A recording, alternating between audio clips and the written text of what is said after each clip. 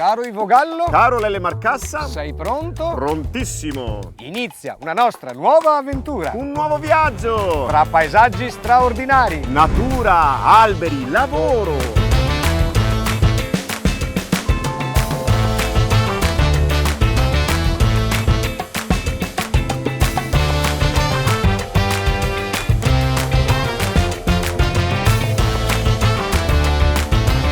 Protagonisti dei nostri viaggi sono i luoghi che la storia e l'ambiente ci regalano. State con noi! Inizia la Racola.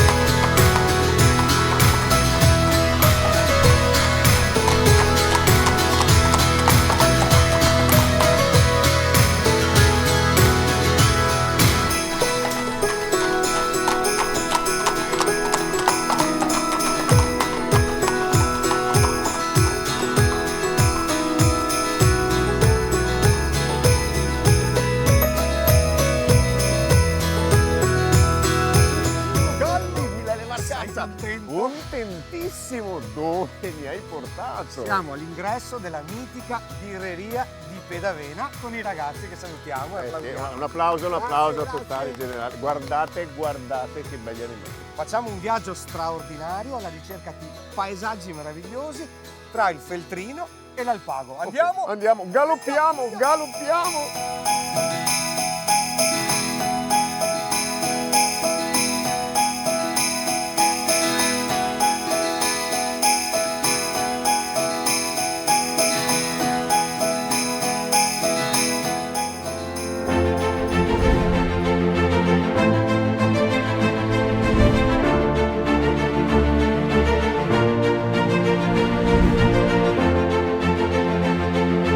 In questa puntata natalizia è bello trovarsi ai piedi della scalinata monumentale che conduce al santuario dei Santissimi Vittore e Corona.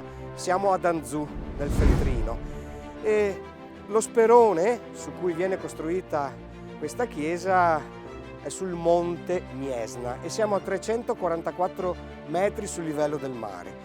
Dovete immaginare che questo complesso architettonico un tempo faceva parte della cinta che proteggeva la conca feltrina.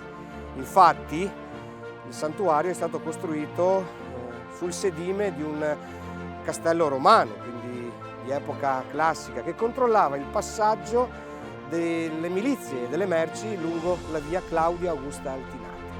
Il santuario è stato costruito di getto dal 1096 al 1101, molto rapido nella sua fabbricazione. E poi nel 1495 è stato costruito adiacente il monastero in stile veneziano-romanico, davvero molto bello. Adesso io salirò cercando di conoscere meglio, attraverso l'iconografia e la storia di questo luogo, le vicende legate al martirio di Vittore e Corona, i cui corpi furono traslati qui secoli fa dalla Siria.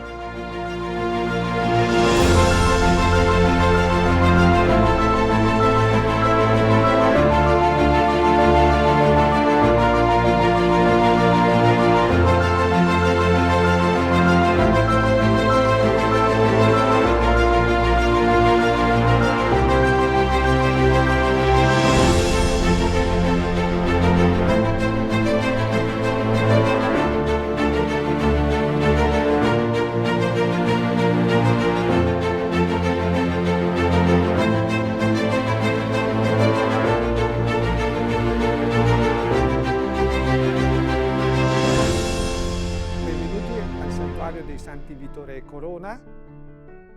Desidero da questo luogo di fede e di tradizione portare a tutti voi un messaggio di pace.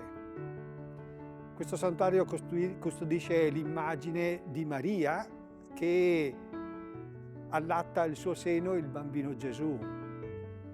È un'immagine di pace, è un invito a donare e alimentare la vita contro ogni tentazione invece di sopraffazione o di morte. Ecco, in questo tempo in cui la pace in tanti luoghi è disattesa, giunga da questo luogo la pace a tutti voi. Buon Natale!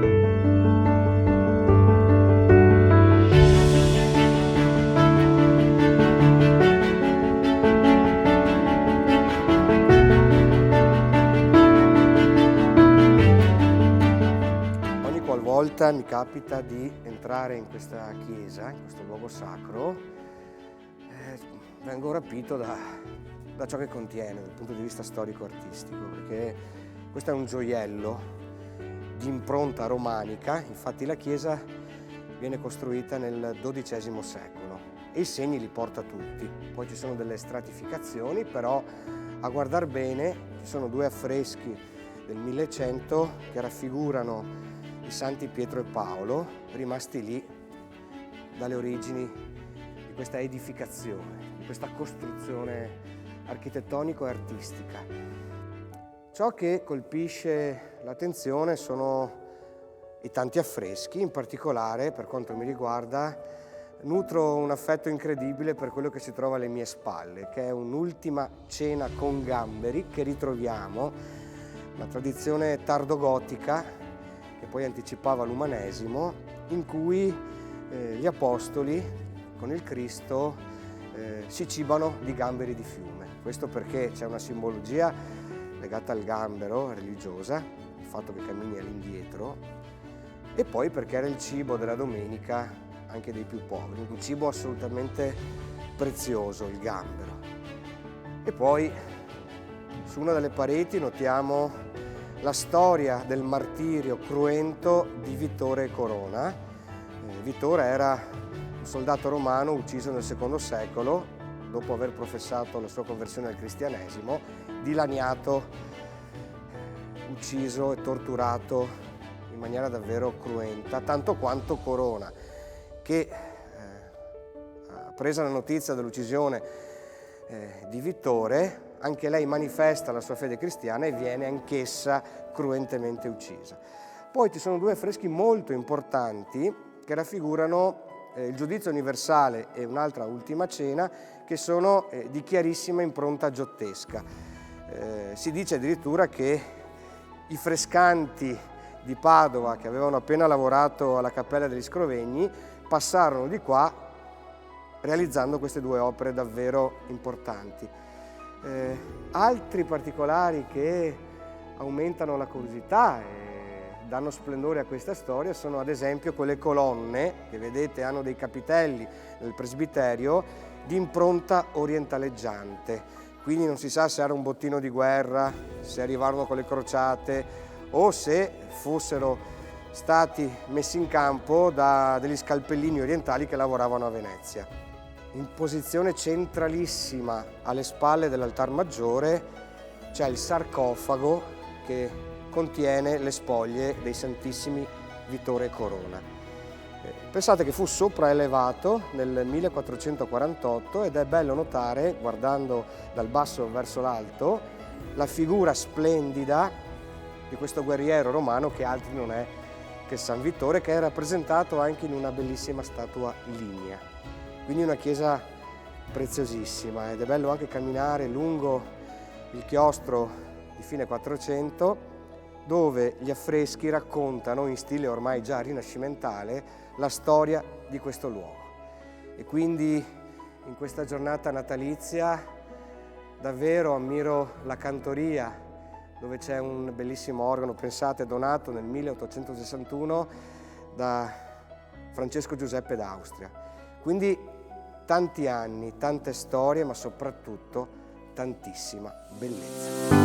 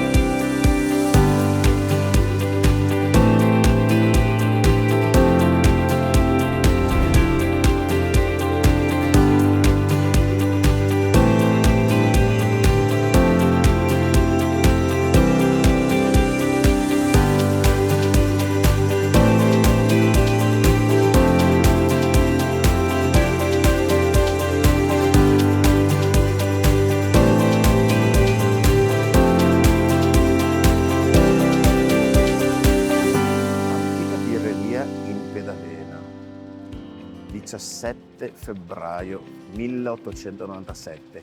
Nasce proprio qui e ben presto si afferma come luogo di produzione di eccellenza della birra in Italia. Diventa simbolo del territorio, della popolazione, ma di tutta la cultura brassicola. Sapevate che brassare significa produrre birra? Deriva dal francese brasser, che a sua volta deriva dal latino bracem, cioè malto. Più semplice di così. Attualmente si mischiano tradizione e innovazione, antico e moderno. In questi 120 anni la tradizione è stata appunto portata avanti di volta in volta dai mastri birrai. Oggi il mastro birraio attuale Nicola mi farà scoprire questo mondo magico.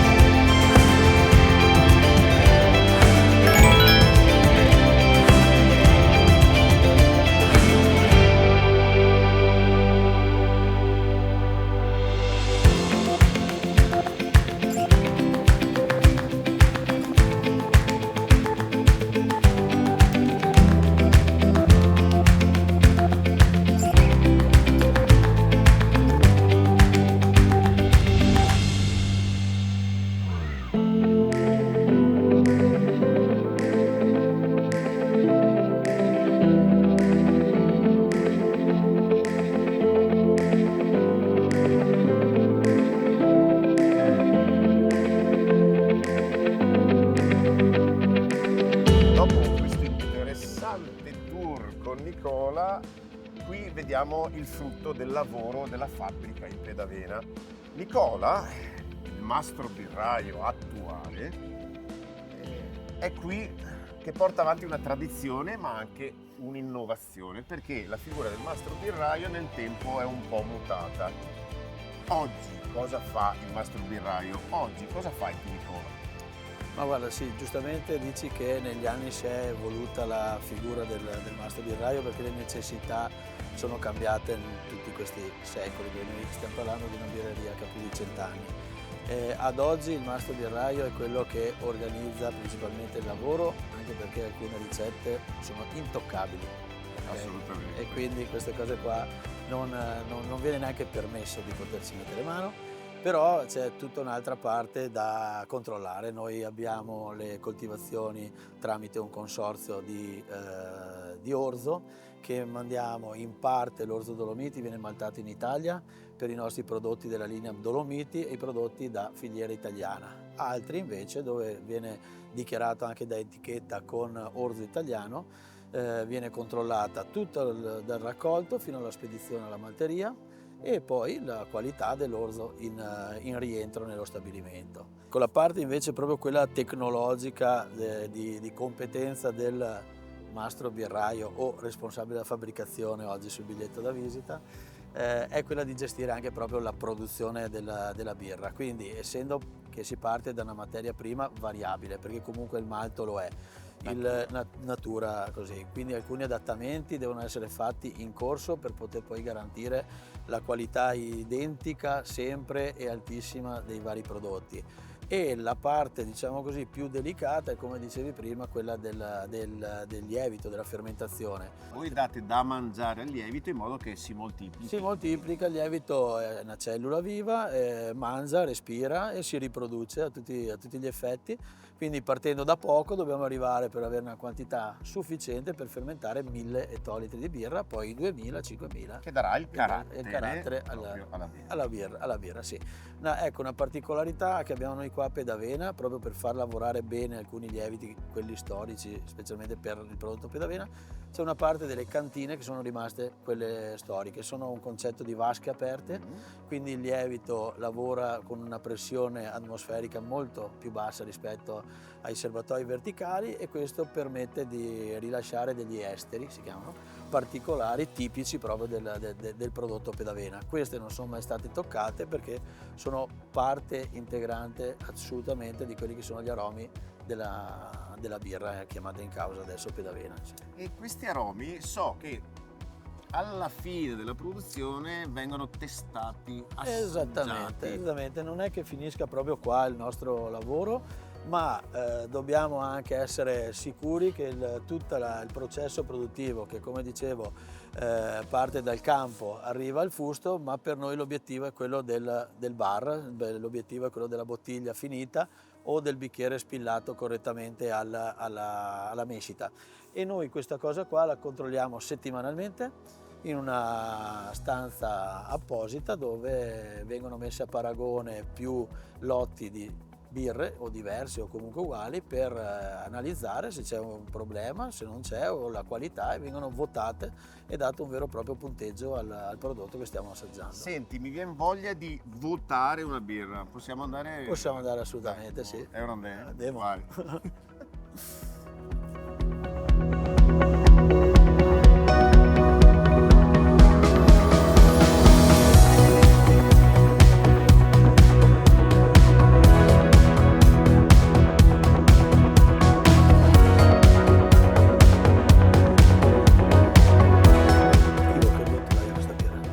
Quanto? Allora, noi quando facciamo le degustazioni partiamo dal 4 e arriviamo al 7 massimo. Dal 4 al 7 direi 11. Senti Nicola, ma perché i bicchieri sono scuri?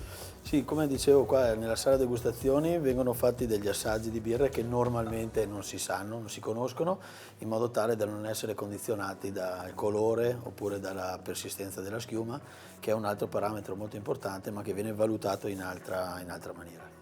Quindi una degustazione al buio. Al allora io buio, adesso sì. finisco la degustazione e raggiungo Lele per degustare la visita ai mercatini di Natale.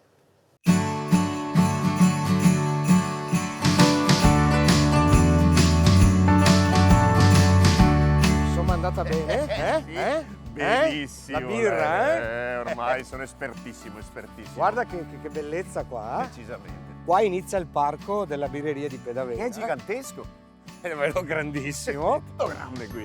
Adesso ci sono i mercatini di Natale, 80 espositori con tantissimi prodotti, e poi questo parco viene vissuto dalla primavera in poi sempre.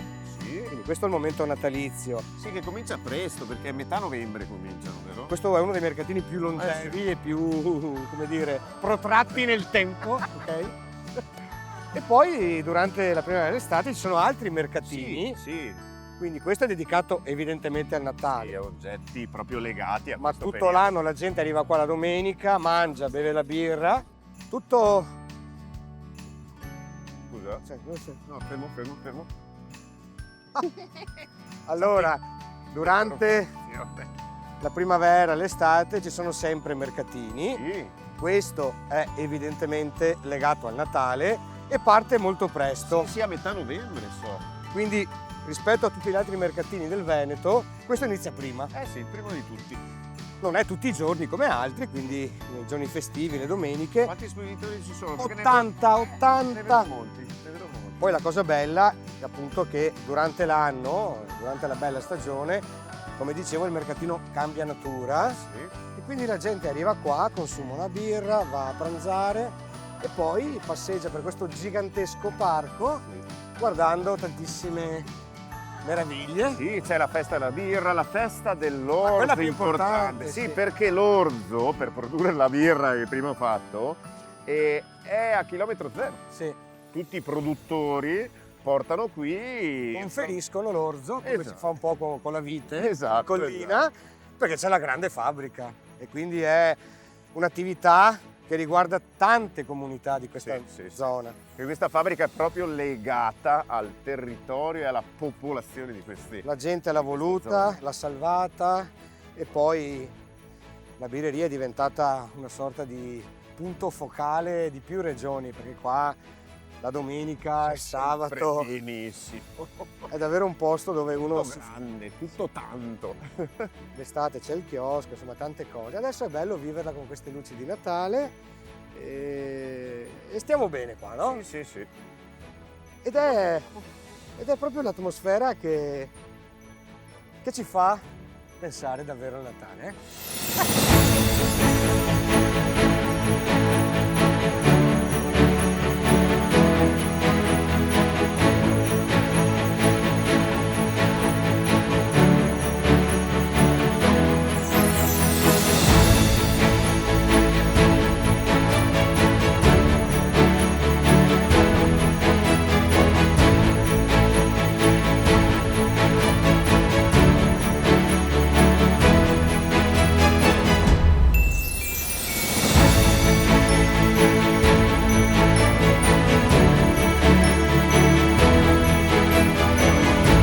Sono molto contento Anch'io.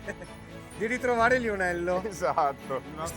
Il barone della Pedavena. Esatto, il sovrano. Il sovrano assoluto di questo impero magico, favolistico, non uso il termine immaginifico, perché siamo nella sala principale più storica della birreria di Pedavena, che tu con tanta passione e lavoro hai fatto decollare come un Concorde. È tutto tanto qua, è tutto tanto.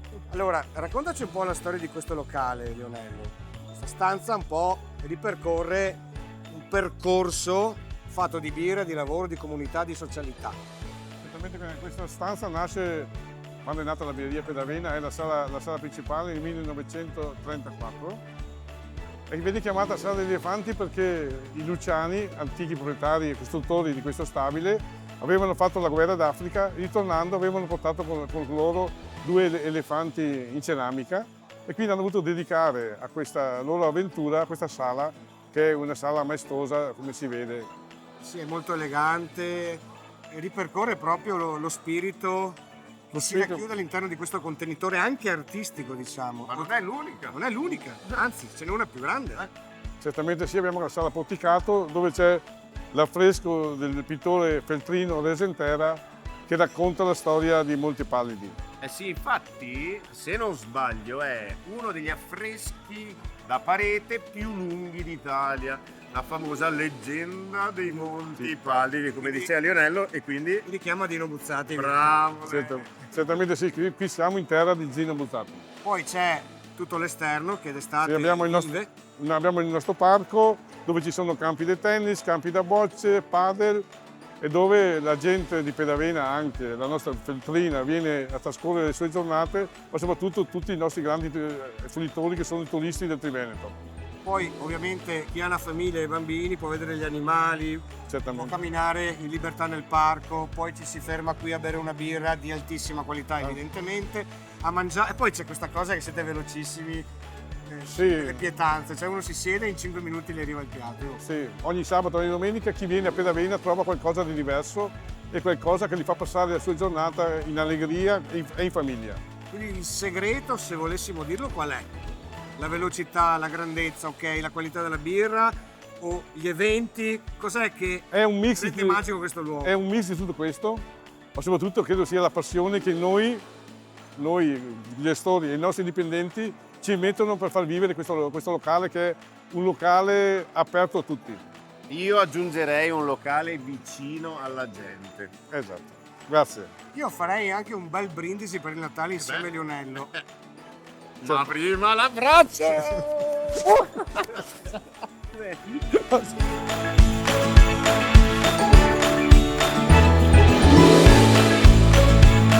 Caro Lionello, da qui dove ci consigli di andare per ammirare un bellissimo paesaggio?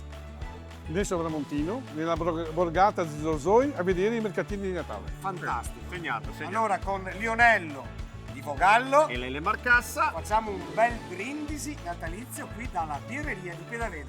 Evviva! Buon Natale! Buon Natale!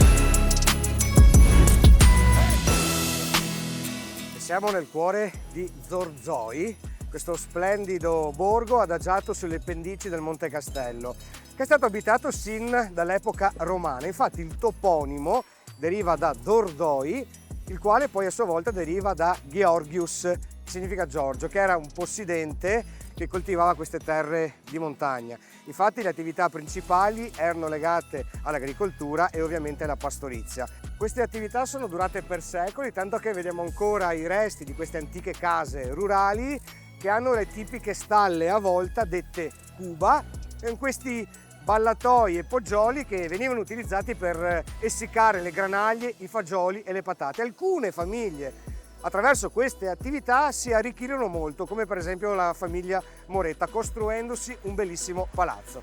Oggi siamo in questo borgo per festeggiare il Natale, perché c'è un evento molto importante che stiamo vivendo insieme, io e Ivo Gallo.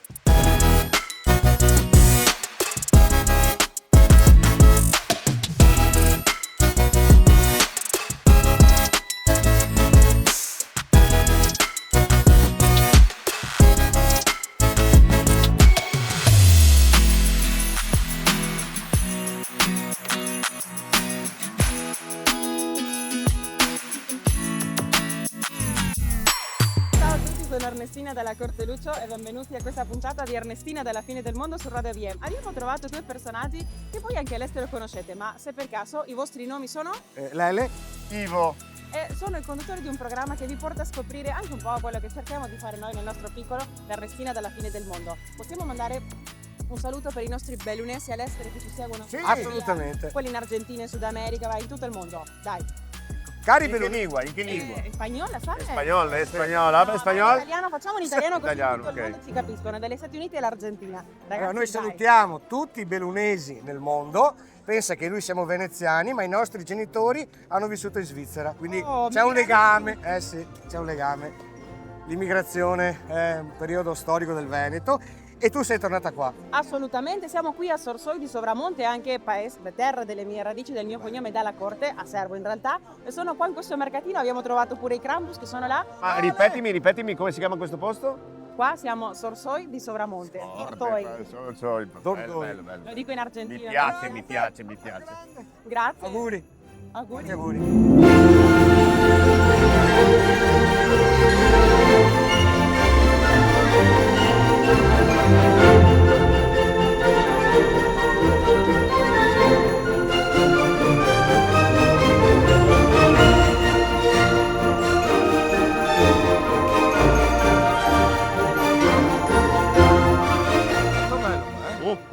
Oh.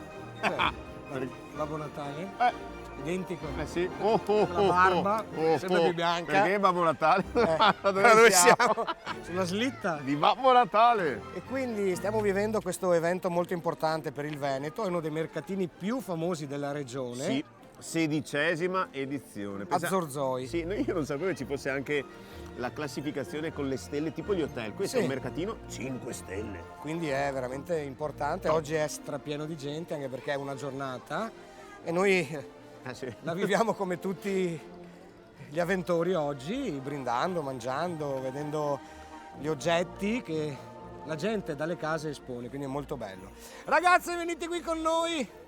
Miriam e Saba, venite! Brindiamo con Brindiamo questo col vino della- buon brulè. Viva, buon Natale a tutti! Buon Natale. Viva! A Zorzoi di Sovramonte!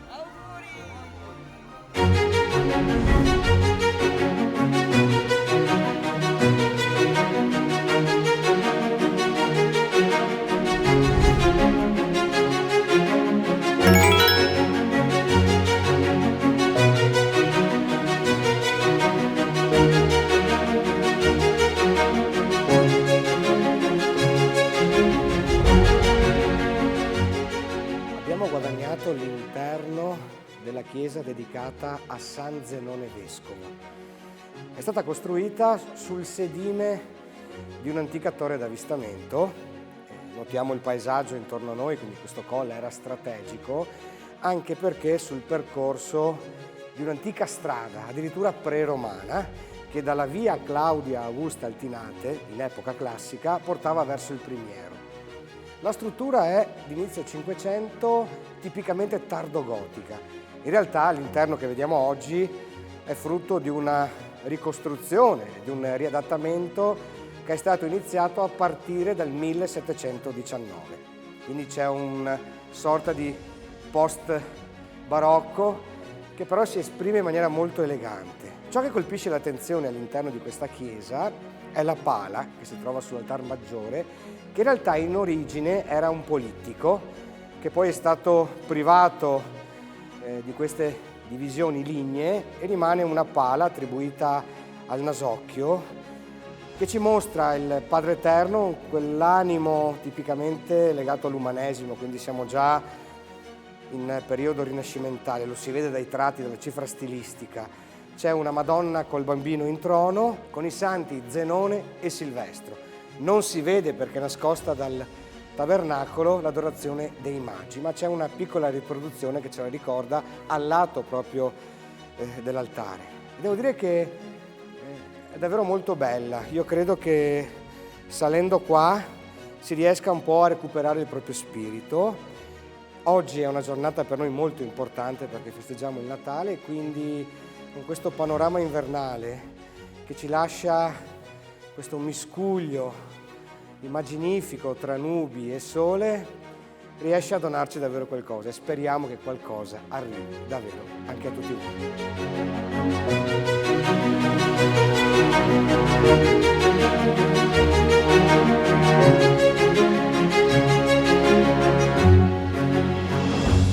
So this is Christmas.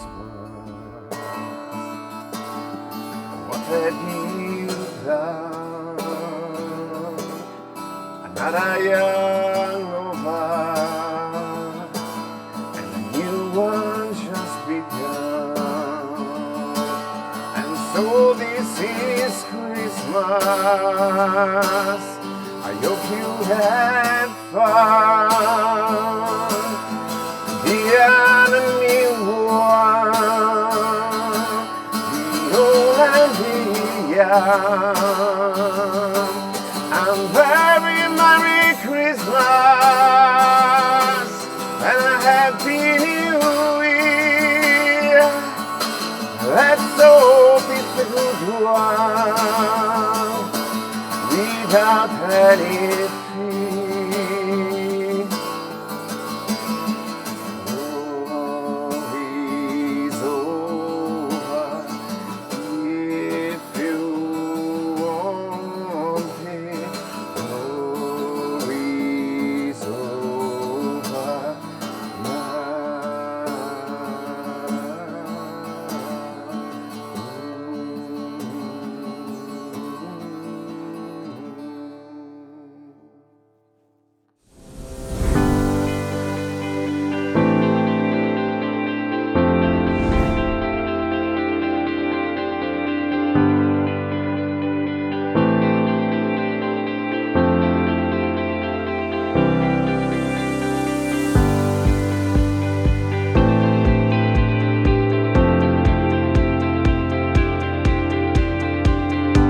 È un piacere essere qui con Filippo, che insieme al babbo e al fratello gestisce questo locale storico della Valbelluna. Siamo a Santa Giustina, Filippo.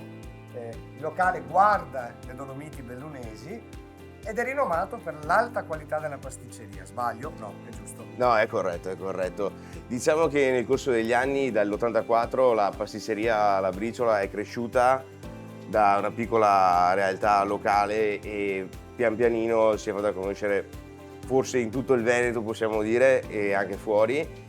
Nel 2019 abbiamo ampliato un altro nostro locale che è la Baby Bee, che si trova a Brivano, a Sedico, e insieme alle due pasticcerie adesso insomma abbiamo un bel team di persone che lavorano con noi, siamo circa una trentina. Ah, quindi è un bel gruppo. Decisamente. Il capo di tutta la pasticceria della produzione è tuo fratello.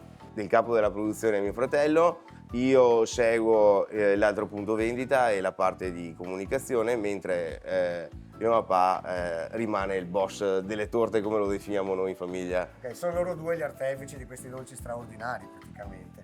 Adesso siamo in un periodo importante dove c'è molto lavoro per voi, questa è la puntata natalizia e ovviamente c'è il panettone delle Dolomiti, che è celeberrimo non solo appunto nella provincia di Belluno ma in tutta la regione e anche fuori, perché è uno dei panettoni più buoni. Perché la resa è così importante? Perché è un panettone diverso dagli altri, Filippo? Allora, questo panettone, sì, diciamo che possiamo dire che lo conoscono in parecchie parti d'Italia, tant'è che abbiamo delle aziende che se lo chiedono da Caserta, da Torino, Milano, quindi diciamo che pian pianino lo stiamo portando anche un po' fuori. Il segreto sono gli ingredienti, te lo dico subito. Partiamo banalmente da questa farina, che è una farina di grano biologico, prodotta qui in Veneto, la vaniglia, che è una vaniglia che usiamo, vaniglia fresca del Madagascar, e perché il panettone delle Dolomiti? Perché la vera firma la mette il miele di rododendro, che viene prodotto esclusivamente in alta montagna e viene prodotto nel cuore delle Dolomiti. Poi ci sono altri ingredienti, le mandorle. Il burro di affioramento, usiamo panna, anche in questo caso panna fresca, biologica, lievito madre, e usiamo il vero lievito madre perché abbiamo questo panetto che costantemente Viene custodito. sì, viene coccolato, io direi più che custodito, perché viene proprio coccolato in quanto ogni giorno gli viene dato da mangiare, gli si fa il bagnetto, è come avessi un bambino. Che è poi forse l'artefice principale della riuscita di un dolce come questo, ma di tanti altri. Perché voi poi alla fine non fate solo panettoni, evidentemente. No, decisamente no. Ogni giorno abbiamo circa 140 prodotti freschi alla nostra clientela. Spaziamo all'interno della pasticceria in varie aree, come ad esempio la cioccolateria, con una ventina di tipi di praline. Abbiamo la biscotteria, una parte di salato, quindi produciamo anche tramezzini piuttosto che panini, snack, eccetera, e tutta la parte di colazioni, quindi brioche, che vengono anche prodotte anche queste con lo stesso lievito dei panettoni. Quindi alla Briciola a Santa Giustina dal 1984, e l'altro locale invece? Baby B parte nel 2007, è stato ristrutturato ed è adesso un po' meno baby perché è diventato grande dal 2019. Si trova a Bribano di Sedico.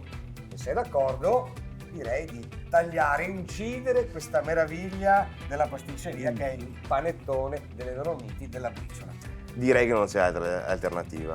Pronto? Filippo, pronto? Pronti via? Taglialo! Vediamo l'interno di questo mitico panettone delle Dolomiti.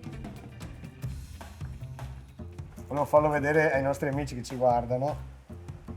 Io, Lele, ti consiglierei di prendere una fetta. Che fragranza che sentiamo noi, che ce l'abbiamo davanti appena tagliato. Allora, alla Briciola, salutiamo anche i tuoi colleghi, i tuoi collaboratori del Baby B, da tutta la famiglia, da noi e da Filippo, tanti auguri di... Buone feste e buon Natale! Evviva! Il nostro viaggio continua verso l'Alpado.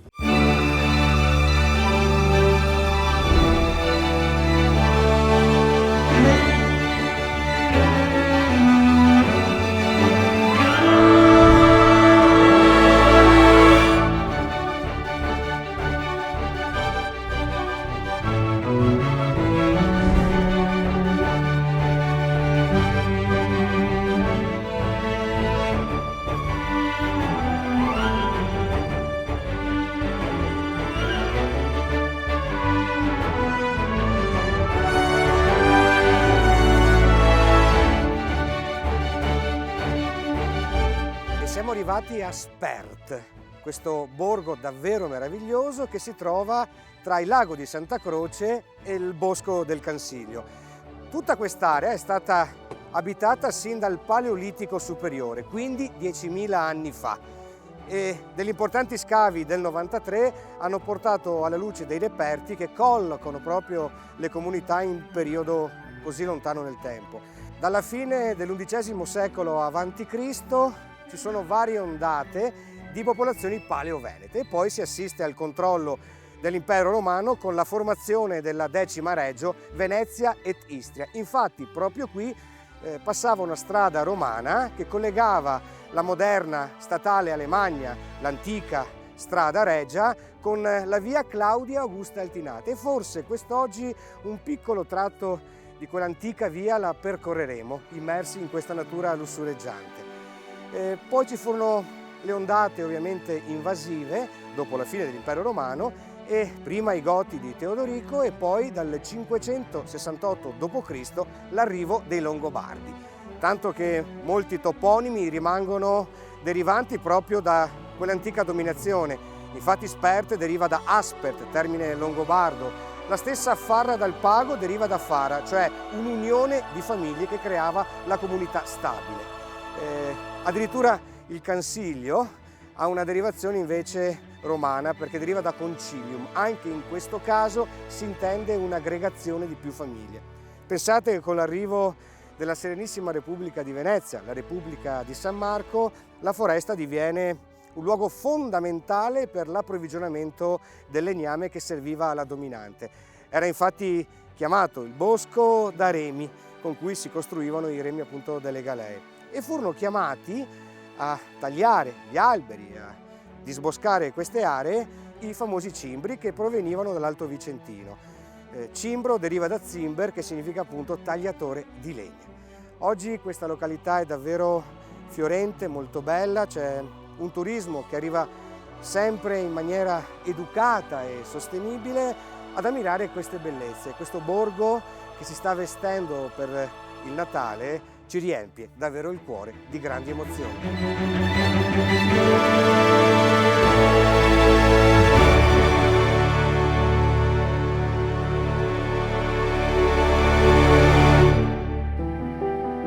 Non è corretto il termine guadare il torrente Runal perché c'è un ponte.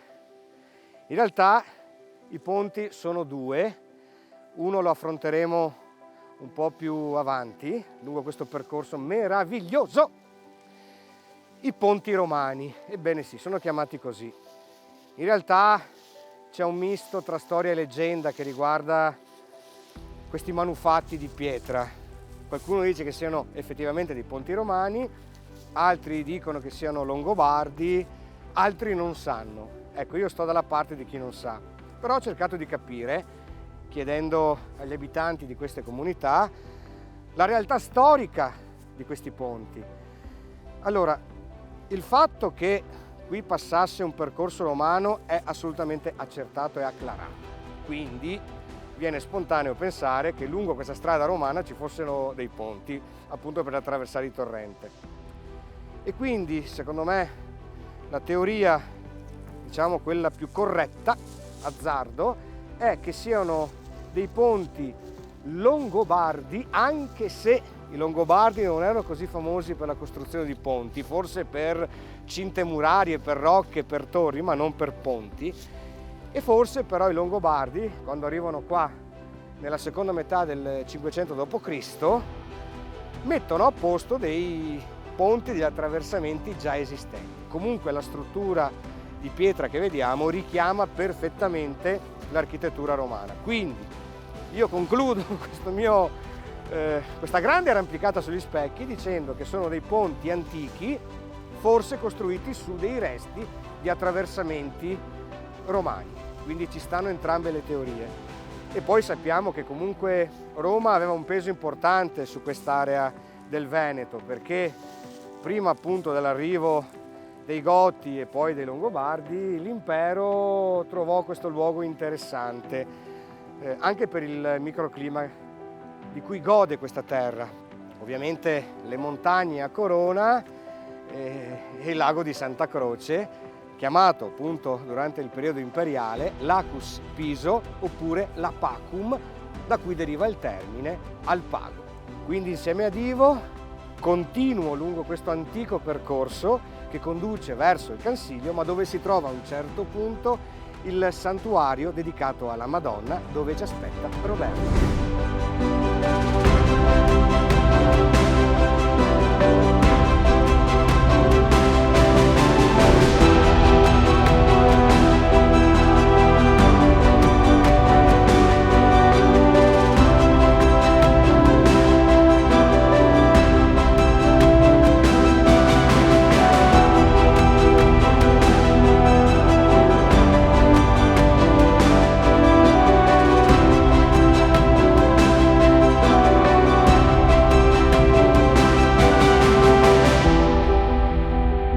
Benvenuti in Alpago. Qui siamo davanti alla chiesa della Madonna del Runale. Qui l'8 settembre c'è un pellegrinaggio in cui tutte le persone della Conca, nonostante non sia festa patronale, si permettono anche di prendersi il giorno di ferie per venire a festeggiare questo importante avvenimento della Madonna del Runale. Nella giornata vengono celebrate tutte le messe e dietro c'è anche una zona conviviale dove poi le persone si ritrovano e stanno insieme e festeggiano questa grande giornata. Qui in Alpago mi preme dirvi che c'è tanto sport.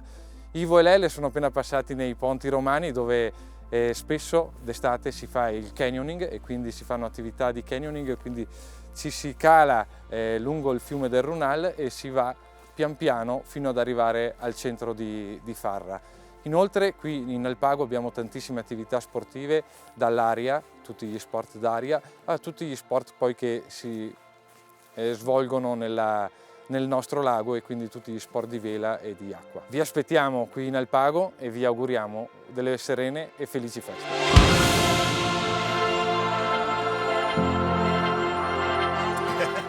Navighi? No, perché questo è ciò che rimane di un faggio. Bravo, è legno di faggio. E quindi cosa si faceva con i faggi? I remi. Eccolo qua. Bravo. Siamo in realtà alla fine di un percorso di circa 40 minuti che ci ha condotto a questo santuario. Guarda dove è messo questo luogo sacro. E quindi proprio ci restituisce una importante spiritualità. Bravo, infatti anche ascolta dove è messo. Ascolta dove è messo, un silenzio pazzesco. E siamo qui per un motivo, perché la strada che ci ha condotto qua è molto bella, all'interno di questo bosco, a pochi passi dal Cansilio, perché un'altra ora di cammino si è sull'altipiano e quindi da qua si può proseguire, e quindi un percorso che fa bene al fisico ma anche allo spirito. E c'è una leggenda legata a questo santuario. Allora, intanto è stato costruito dove un tempo si dice ci fosse un faggio come tanti, un faggio importante però. Fagus, dal verbo greco mangiare, perché si mangiavano i frutti, le fagiole. Le fagiole. Sostanzialmente succede che c'era un vecchio capitello un po' diroccato che conteneva un dipinto della Madonna. I boscaioli e le comunità qua intorno decisero di spostarlo in un altro capitello meglio conservato. Portarono via il quadro, succede che l'indomani si accorgono che nel nuovo capitello non c'è più. Trafugato, rubato, non si sa.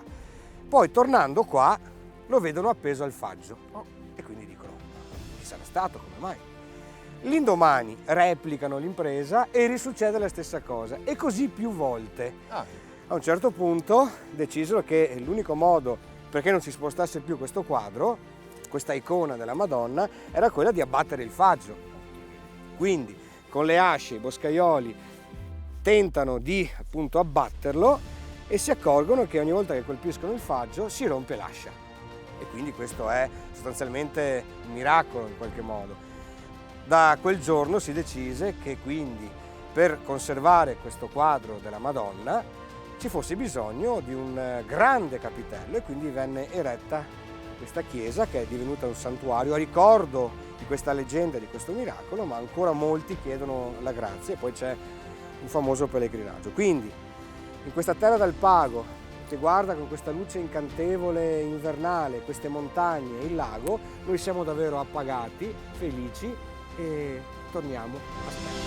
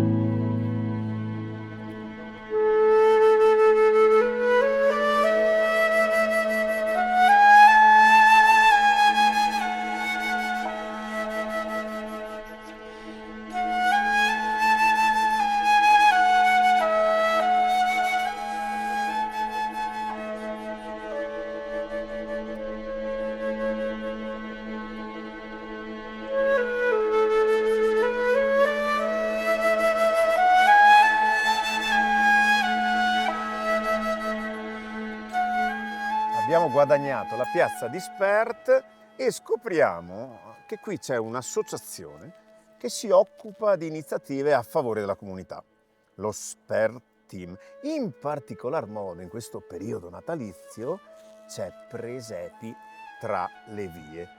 Cara Luigina, cosa succede con questi presepi?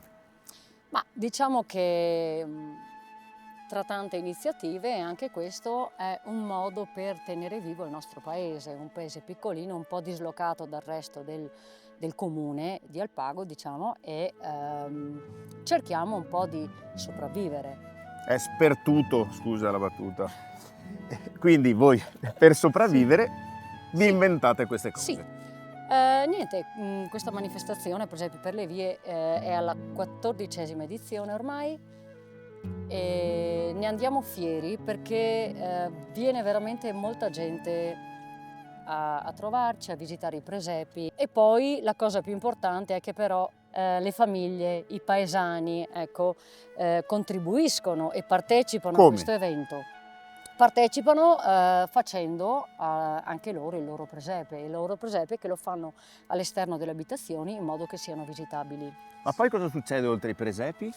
Organizziamo degli altri eventi, tra questi per esempio c'è la serata dei cicchetti di Natale che porta anch'essa tanta gente. Che viene a mangiare? Che viene a mangiare ai nostri locali. Quest'anno abbiamo 5 tappe.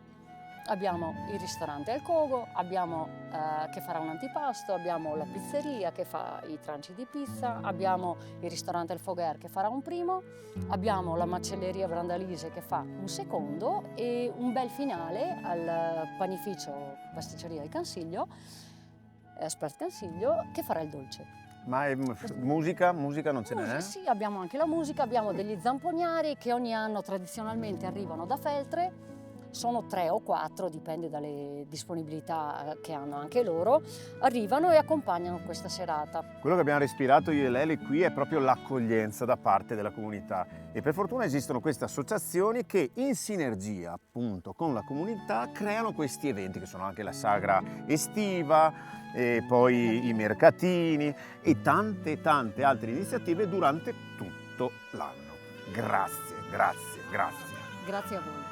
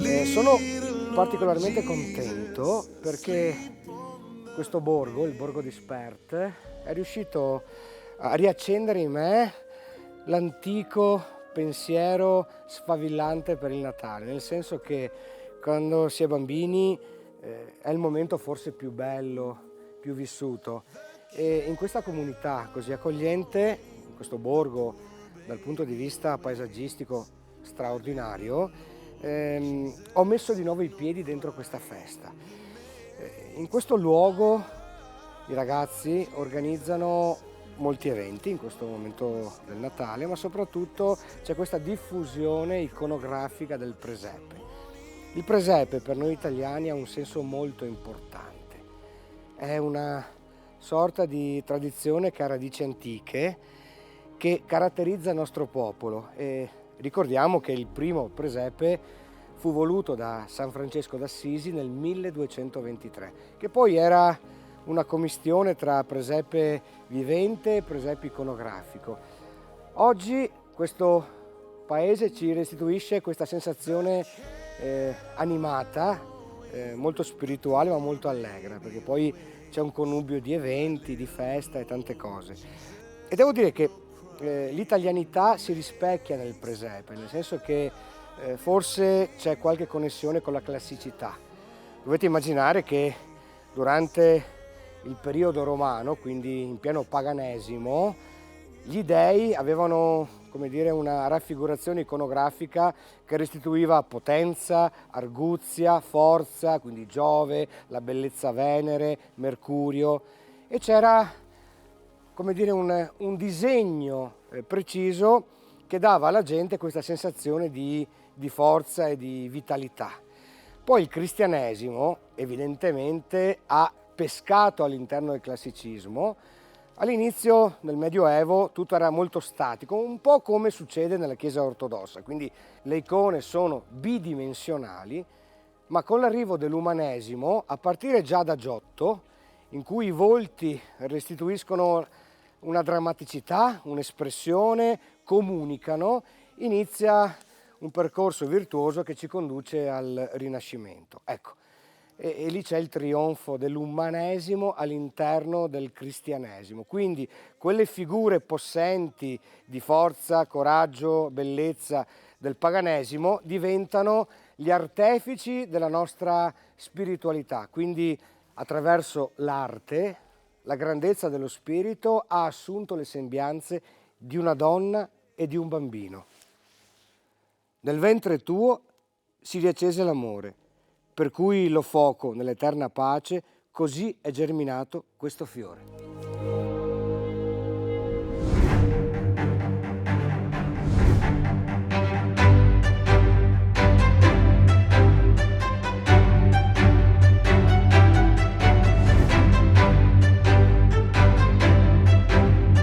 C'è la neve? Sì, la neve! Fa molto Natale e siamo a Irrighe. Bravo! Questo borgo bellissimo, con questo sole straordinario, con la conca dell'Alpago innevata, e quindi è un buon motivo per essere felici oggi. Peraltro io qualche tempo fa ho incontrato il dottor Boraso, che è un amico, e lo ascoltiamo. È un piacere ritrovare Filippo. Peraltro parliamo di una realtà molto grande, siamo in Veneto, devo dire che siamo anche nella mia città e questo mi riempie di gioia. Filippo, voi avete ottenuto dei grandi risultati in quest'ultimo anno, per esempio? Quest'anno abbiamo vinto il servizio tutele graduali. Come sapete è finito il mercato tutelato elettrico per i clienti non vulnerabili. Il gruppo di cui facciamo parte si è aggiudicato in 37 province d'Italia il servizio. In particolare la provincia di Venezia è una delle province dove abbiamo acquisito il servizio. Questo è uno dei tanti sportelli che avete sparsi in Italia, ma molti sono concentrati in Veneto. So che il numero sta crescendo, evidentemente c'è una clientela che sta aumentando e di conseguenza c'è bisogno anche del rapporto con il pubblico, penso. Sì, per noi il rapporto diretto con il pubblico è uno degli elementi fondamentali proprio del nostro agire. In Veneto abbiamo 31 sportelli e vogliamo che questi luoghi siano punti di contatto tra appunto l'azienda e i clienti, dove si possono trovare non solo soluzioni per l'energy ma anche soluzioni legate alla transizione energetica, altro tema oggi molto, molto importante. Per questo offriamo ai nostri clienti soluzioni legate a caldaie, impianti fotovoltaici, mobilità elettrica, per una vista completa dell'uso consapevole dell'energia. Diciamo che il mondo dell'energia nelle case degli italiani è cambiato profondamente in questi ultimi mesi e voi siete arrivati pronti, preparati dopo un'esperienza precedente per proporvi nel mercato in maniera davvero forte. Evidentemente questo per convenienza di chi decide di sposare il gruppo ERA. Come dicevo, noi abbiamo una vista completa nei confronti del mercato energetico. Oggi non è più solo l'energia e il gas, l'energia elettrica e il gas metano, quindi il vettore energetico al centro dell'attenzione, ma è proprio il consumo che viene visto a 360 gradi, quindi tutti gli strumenti necessari per contenerlo il consumo. Sembra quasi un paradosso che un venditore di energia cerchi di far sì che si consumi meno, ma oggi sempre più il tema della transizione energetica che citavo prima, abbinata alla transizione ecologica e alla transizione digitale, sono argomenti che le aziende energetiche devono assolutamente affrontare ed avere nel loro agire quotidiano, ed è per questo che attorno a questo concetto importante noi andiamo a costruire le nostre azioni, che sono appunto quelle di offrire soluzioni anche per il risparmio, non solo soluzioni per contenere la spesa nel momento dell'utilizzo. In un momento storico e in un paese come il nostro in cui l'energia diciamo è fondamentale, non abbiamo come Stato le grandi risorse di altre nazioni, quindi la consapevolezza dell'utilizzo di questa energia è fondamentale. Con questo mercato una persona è libera di scegliere, di capire anche come non incidere eccessivamente nel conto di quello che è poi il bilancio quotidiano di un gruppo di persone che sta assieme. Che siano 2 o 3 figli, l'importante è evidentemente avere un servizio ottimo, ma risparmiare anche qualche denaro, Filippo. Certo, come ho detto prima, le soluzioni sono a 360 gradi e per quello che noi spingiamo i nostri clienti a venire da noi, perché è incredibile quello che possiamo fare assieme. Peraltro Filippo è stato un campione di rugby in gioventù, gentile. Sei giovane, ma in super gioventù, quando militavi con il Rovigo, venivi a giocare proprio qua a San Donà di Piave, esatto, dove hai anche segnato una meta. Sì, esatto. È stato Andiamo a incontrare le vecchie glorie? Volentieri, andiamo subito, andiamo, ciao.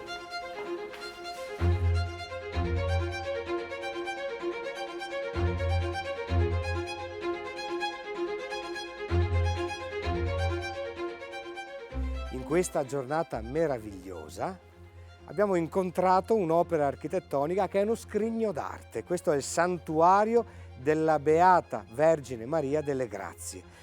Pensate che la costruzione è documentata sin dalla seconda metà del 400.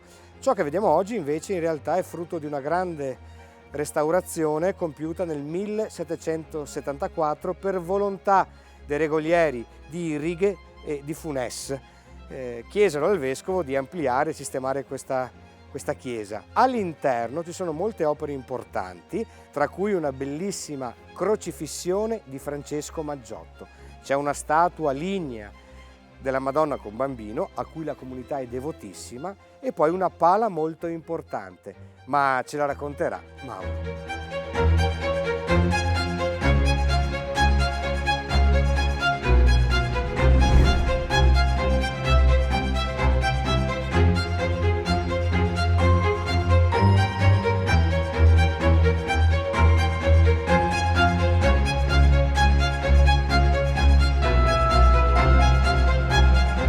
Una particolarità del nostro paese è l'attaccamento a questo santuario dedicato alla Madonna delle Grazie, ovvero alla Madonna della Salute. Questo perché c'è stato da sempre un forte legame tra l'Alpago e Venezia, Irrighe e Venezia, e si vede questa cosa anche nel nome del santuario. Il 24 settembre 1836 le genti dell'Alpago in gran massa raggiungono la Madonna di Irrighe per chiedere la grazia per sconfiggere il Cholera morbus, il morbo del colera che al tempo serpeggiava in Alpago, così come in Veneto, facevano parte del Regno Lombardo-Veneto sotto l'impero asburgico.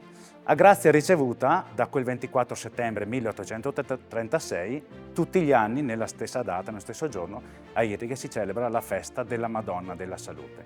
Un particolare attaccamento a Venezia è dato anche da una delle opere più grandi della chiesa, ovvero la pala dell'altar maggiore, opera di Valentino Rovisi, pittore nato a Moena nel 1715. La cosa importante e affascinante è che fu allievo e collaboratore niente poco di meno che di Giovan Battista Tiepolo, e in quest'opera si vedono tutti gli elementi riconducibili al grande pittore veneziano.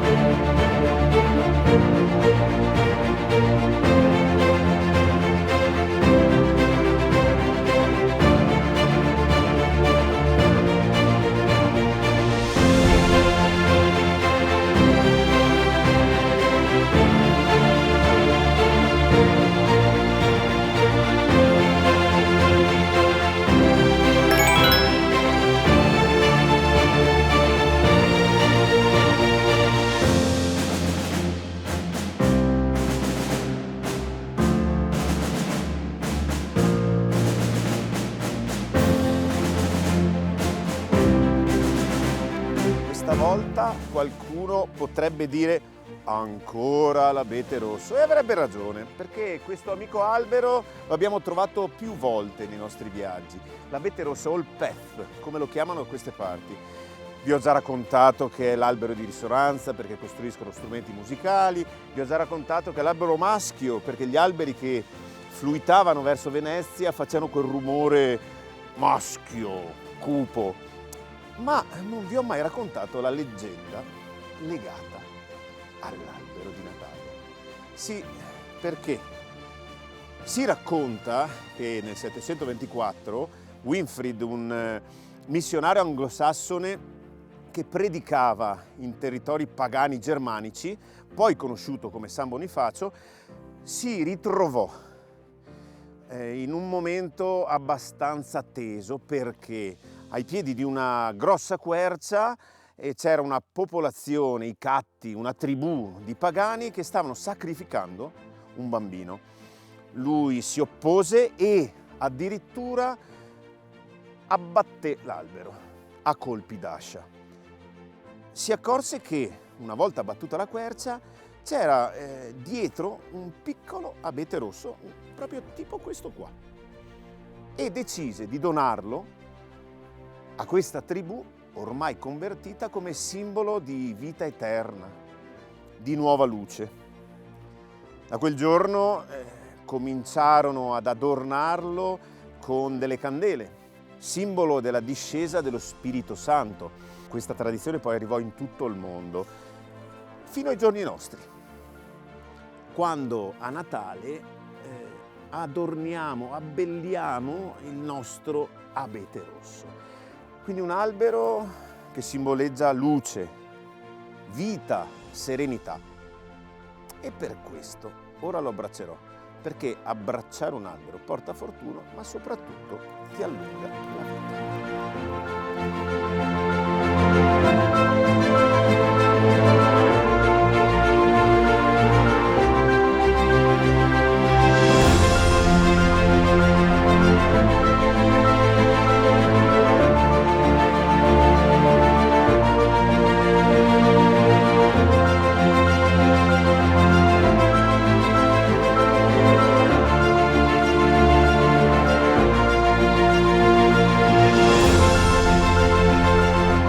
Un saluto dalla mia comunità di Chiesa d'Alpago e da tutta la conca dell'Alpago. Siamo in un'area interna del Veneto e del Triveneto dove ci vorrebbero tanti Natali. Noi diamo un contributo al Veneto e al Triveneto tutti i giorni perché siamo qui che presidiamo questa magnifica terra, che non è facile rimanere qua tutti i giorni perché i grandi servizi, la grande distribuzione è stata portata nelle grandi città. Ma anche Gesù è nato in un'area interna, è nato a Nazareth, e noi dobbiamo partire da quelle zone che progressivamente sono state impoverite. Vi garantisco, basta guardare il panorama, che noi qui ogni giorno viviamo i valori della pace, abbiamo un rapporto particolare con la natura, siamo immersi nella natura, abbiamo un rapporto di manutenzione, di cura e di affetto. Vi dico che qui nei nostri paesi sono uno scrigno di relazioni intrise dei valori antichi che persistono, il valore della famiglia, il valore dell'aiuto reciproco, ma qui ogni persona veramente conta. Sono comunità poco densamente abitate, sono la periferia del Veneto, ma ogni persona porta con sé dei saperi e il valore della persona è veramente elevato, e questo mi fa sperare nello sviluppo e nella crescita di questo territorio. Faccio gli auguri a tutti voi dalla conca dell'Alpago, qui respiriamo ancora il valore della resilienza, del Natale che si respira qui nelle nostre terre, che riproduce ogni anno l'alto valore dei rapporti tra le persone umane e il divino.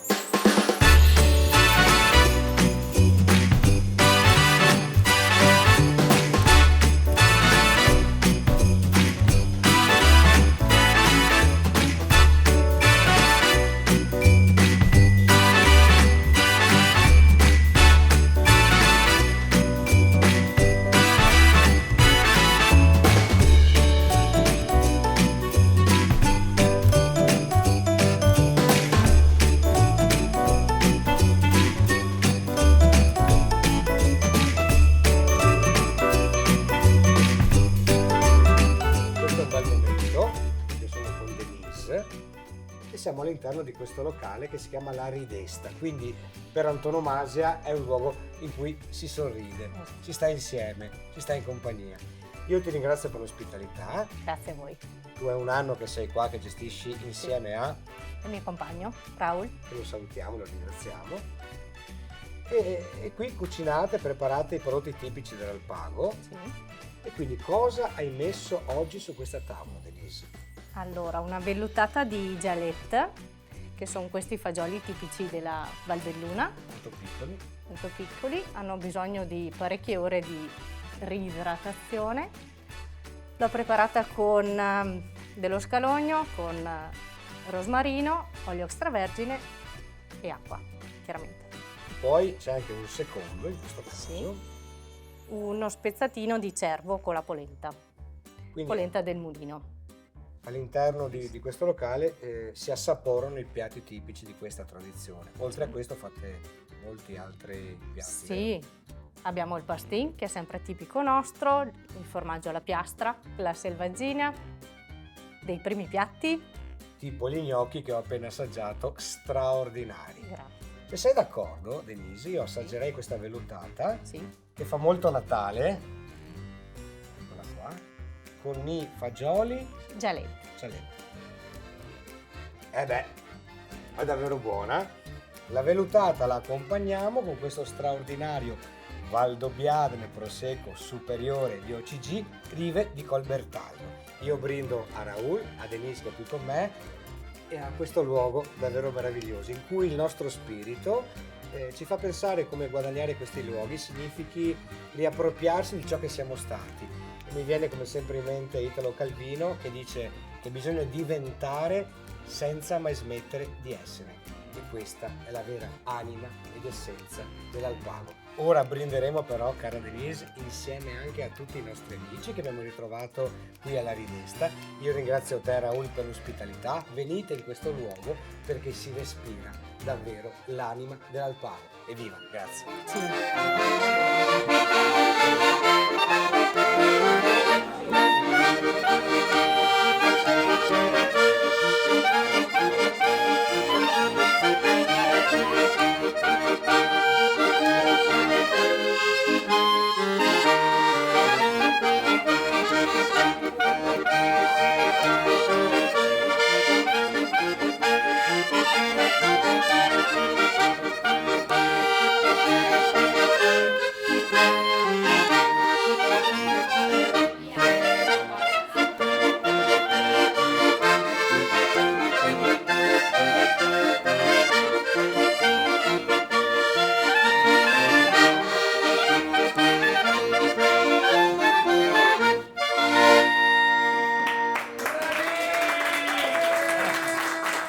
Clima davvero non solo natalizio, ma ilare, divertente, gioioso, ilare, bellissimo. Siamo contenti di essere in questa osteria straordinaria, abbiamo mangiato divinamente e adesso noi vogliamo ringraziare i nostri amici che ci hanno ospitato e soprattutto anche per degustare questo nettare così importante, non per il Veneto, ma per tutta Italia, che è questo Prosecco di OCG. Caro Stefano, cosa abbiamo in questo calice? Ma abbiamo un'espressione del territorio di Valdobbiadene, siamo per l'appunto a Valdobbiadene con un rive di San Pietro.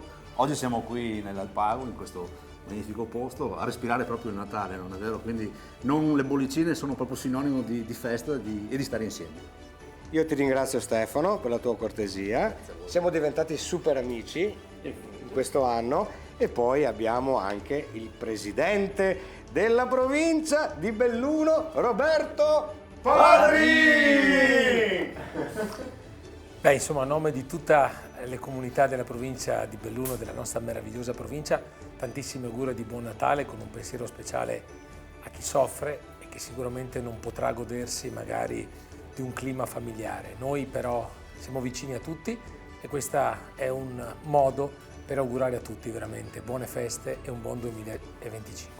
A questo punto, da parte nostra, Ivo Gallo, Lele Marcassa, tutto lo staff dell'Aracola, ma soprattutto il sindaco Gianluca, il direttore della cantina Valdoca Stefano e il presidente della provincia di Belluno Roberto, tanti auguri di buon Natale! Buon Natale! Buon Natale!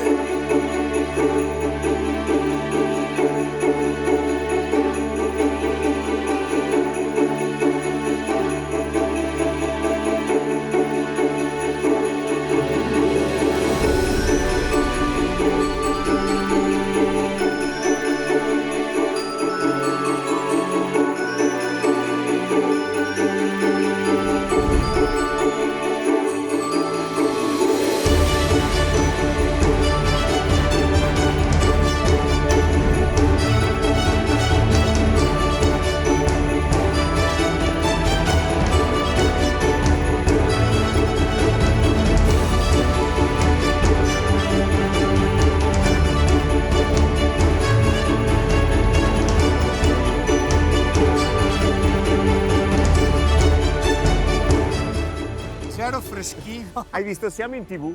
Sì. Un po' fredda questa televisione. Caro Ivogale, dove siamo? A Lamosano. Lamosano, dove c'è? La sede municipale di Chies. Questa sera siamo immersi nella magia del mercatino di Natale, in cui arrivano i Krampus. Allora, Chi questa sono? è una storia molto lunga, la facciamo breve perché Vai. sennò ci sono queste maschere, questi mostri cattivi, ok? Che è una tradizione del nord Europa, ma anche molto alpina, è arrivata anche qui, su queste montagne, che deriva dalla lingua germanica. Io lo so, perché la mamma tedesca, dal bavarese Krampen, che vuol dire? È morto. Infatti succede che soprattutto il 5 dicembre, che è la festa di San Nicola di Benevento, che è una tradizione natalizia dei Paesi Alti, diciamo. Sì, noi festeggiamo. San Nicola va in processione per i paesi, per i borghi, tra le montagne. E cosa fa? Dona dei dolci ai buoni bambini. Ma dietro di sé ci sono questi demoni. Che cosa fanno? Cosa fanno? Creano terrore, paura. All'imbrunire questi demoni, ok? Quando San Nicola se ne va, rimangono nei paesi e spaventano le genti. Ah, quindi San Nicola dà i regali ai buoni e loro se trovano un bambino cattivo, lo mettono nel sacco che hanno sulle spalle. Quindi insomma è una tradizione un po' particolare, ma ci fa capire come nella vita bisogna comportarci bene. Quindi è un messaggio rivolto soprattutto ai più piccoli. Okay? Viviamo questo momento, attendiamo l'arrivo di questi demoni, tra cui dicono ci sia il vero demonio che ha le zampe di capra. Chissà. Che paura! Andiamo a scoprire, Che paura! andiamo a scoprire. Che paura!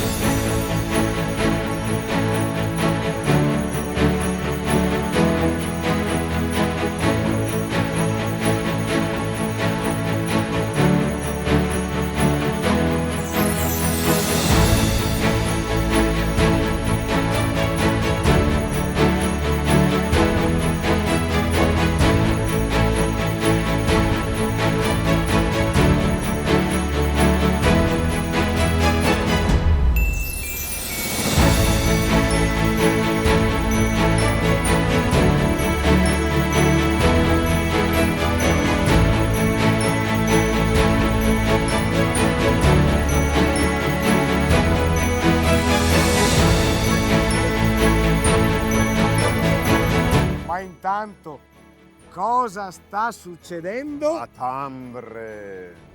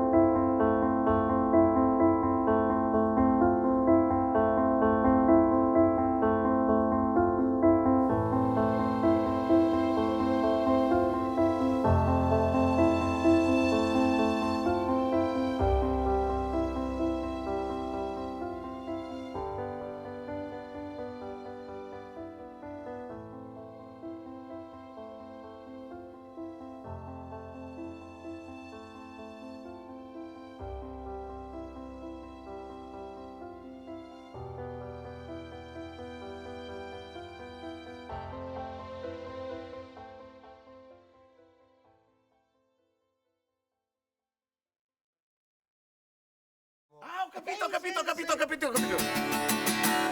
Feliz Navidad. Feliz Navidad. Feliz Navidad. Próspero año y felicidad. Feliz Navidad. Feliz Navidad. Feliz Navidad. Próspero año y felicidad.